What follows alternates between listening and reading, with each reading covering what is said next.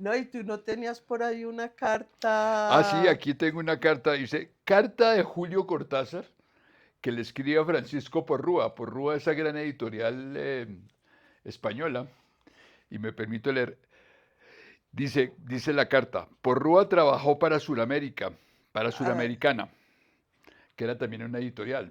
fue la editorial, sí, ese primer parrafito es Sí, aclarando que fue la editorial que publicó muchos de los y los libros de libros de el libro García de García Márquez, Márquez. Cien años de soledad, Fue, cuando sí, García Márquez no tenía todavía 100 años, sino iba en el 98. Y después se convirtió en 2000 con Netflix que la acabó con Sudamérica. Sí, y sí. No, dale, no, pues dale, y no, dale, dale. hay que ser objetivo. Entonces, Porrúa trabajaba para Suramericana, gran editorial, donde se anotó varios éxitos como editor. La publicación de Cien años de soledad que Carlos Barral había rechazado es quizás el más sonado. O sea, Carlos Barral se arrepintió de sacar ese libro. No, Carlos Barral no quiso No quiso sacar. publicarlo y después lo sintió muchísimo, pues O sea, sintió todo el siglo encima. porque Pero mira lo que sigue diciendo Cortázar, pero no se sabe qué papel desempeñó en la publicación de Bestiario, que es de donde salen las babas del diablo, en 1951, y Las armas secretas, que es otra novela bastante interesante, que es del eh, 59. Las armas secretas es el libro que tiene todos los cuentos, unos 5 cuentos de Cortázar. Ujú. Ahí creo que están los que después va a ser Esos son 5 cuentos que publica, que son llevados al cine, al cine. por un argentino, por Manuel Antín, el fundador de la FUC, Fundación Universidad del Cine en Buenos Aires, que será Exacto. otro capítulo más de nuestros encuentros en la otra parte de Black Maria. Pero ¿qué Sigo. es la carta? ¿Qué dice en sí la carta? Dice Cortázar, recibí una carta increíble de Antonioni. Leyó los cuentos en la edición Eunadi, que es Es una editorial editorial italiana. italiana. Ok. Se subió por las paredes, o sea, se volvió el hombre araña, ya era hombre araña. Supongo que con la ayuda de Mónica Vitti, el muy desgraciado miró que tener eso en casa. Y me dijo, Las babas del diablo era exactamente lo que estaba buscando hace años para hacer un film, dice Antonioni, en la carta, que cita Cortázar en la carta, aclaro. Y que cuánto, y que cuánto se debe referirse a los denarios que hay que pagar por los derechos de ¿Cuánto ella. costaba? Yo lo consulté con Calvino, ya que tú citas ahí lo Calvino. Le mandé un poder y en eso estamos. Pero Antonioni me telefonió hace 5 días a Saigón. Paréntesis, la cara del jefe de correos era la de antología, créeme, cierra paréntesis. Y me dijo que nos arregláramos y que filmara la película en noviembre en Roma. Cierra paréntesis, carta de Julio Cortázar a Francisco Porrúa, 4 de septiembre de 1965, casi un año después de que comienza a filmar Blow Up. Y ya la mujer que se le subió al techo, que era Antonioni, que era, perdón, Mónica Vitti, la compañera de Antonioni, con la cual había hecho toda esa trilogía, El Desierto Rojo, El Eclipse, La Noche, etcétera, etcétera, ha dejado de existir. Primer round de esa vida de Antonioni que va a seguir con su pedido de la MGM inglesa para hacer Blow Up, Sabrisky Point y El pasajero con Jack Nicholson. Son 3 películas que marcan ese El segundo periodo, periodo, o sea, el post Mónica Vitti. si así lo dice la historia, así fue, Correcto. así fue. Em, Fíjate ahí lo interesante que por esa carta uno podría decir que sí le fascinó a Las balas Antonioni del diablo. el cuento. Es Uh-huh. que el cuento es muy impactante cuando realmente lo leemos. Y lo interesante que tiene esa literatura es que tiene si nos ponemos a analizarlo, según los planteamientos que se hacen, es que el lector tiene que ser un lector participativo. Ujú. Finalmente el lector, según los análisis que se le puedan hacer, tiene que ser participativo porque finalmente es uno el que inventa el cuento. Pero en todo sentido, Cortázar, por citar Rayuela, siempre hace que el lector sea participativo. Claro, Su literatura es participativa de por sí misma. claro, Sí. eso hace parte de de la Eso, ok, característica. que eso es muy importante. Digamos que el lector sea un lector que colabore hace parte de las características de lo que llamamos literatura fantástica. Ah, ok, No correcto. solo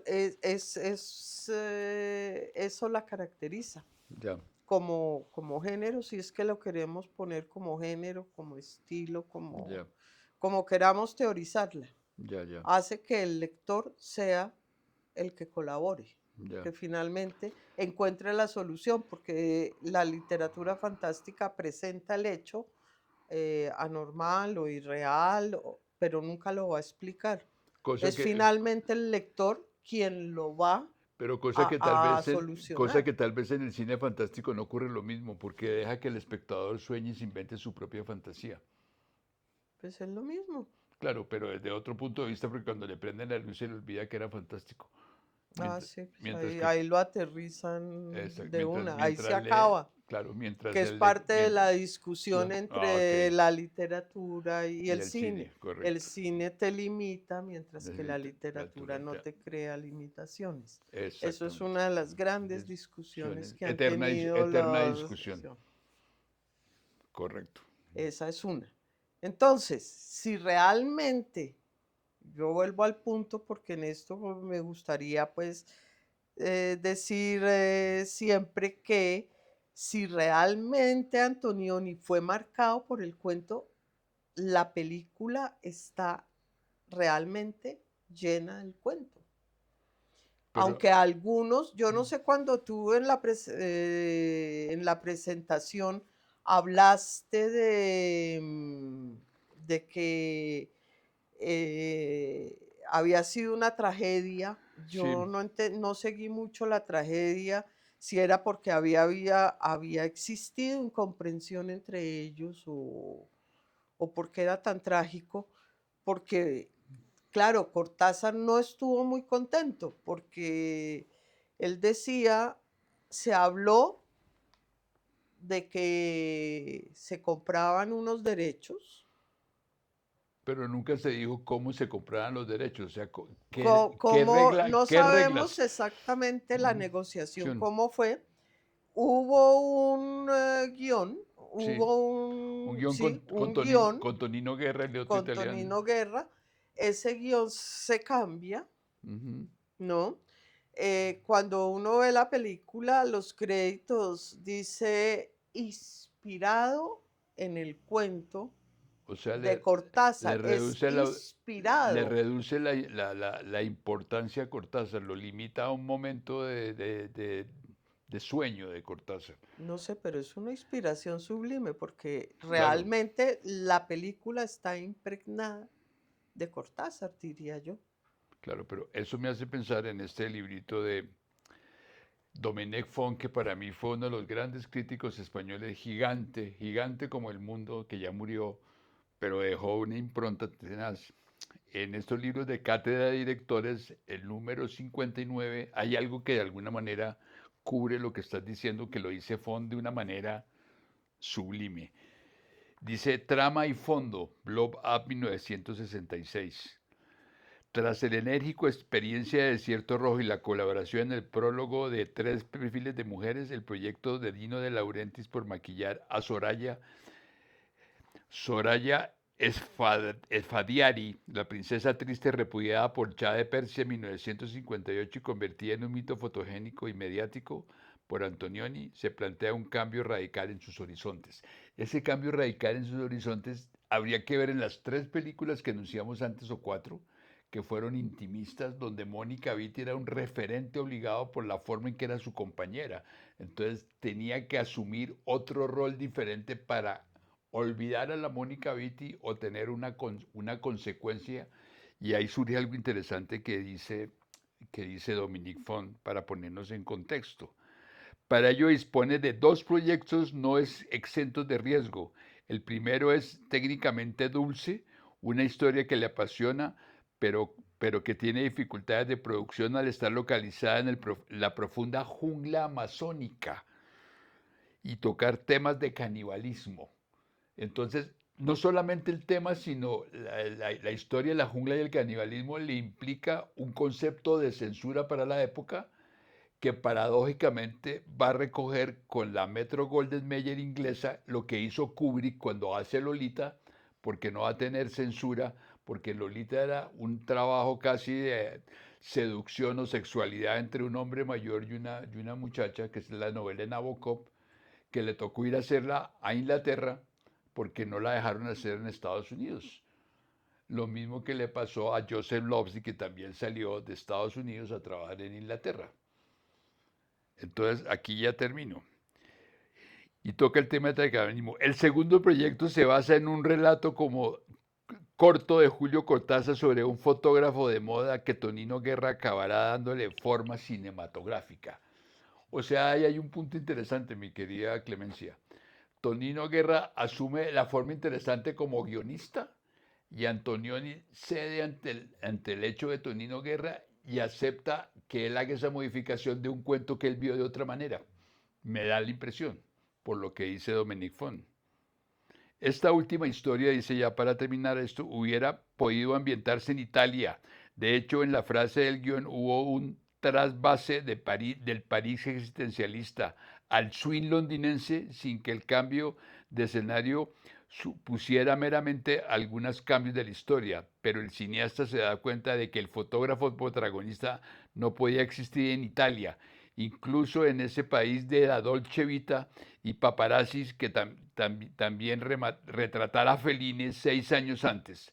Únese a ello la separación sentimental de Mónica Vitti y la necesidad de buscar nuevos aires profesionales tras los experimentos de laboratorio y la posibilidad de la mano de Carlo Ponti, que se convierte en productor de aquí en adelante, y la filial inglesa de la Metro Goldwyn Mayer, y tendremos resumidas las razones de ese desplazamiento hacia Inglaterra. Ahí está ese cuasi suceso que cambió no solamente la historia de Antonioni, sino la de Cortázar y la del cine italiano y francés e inglés.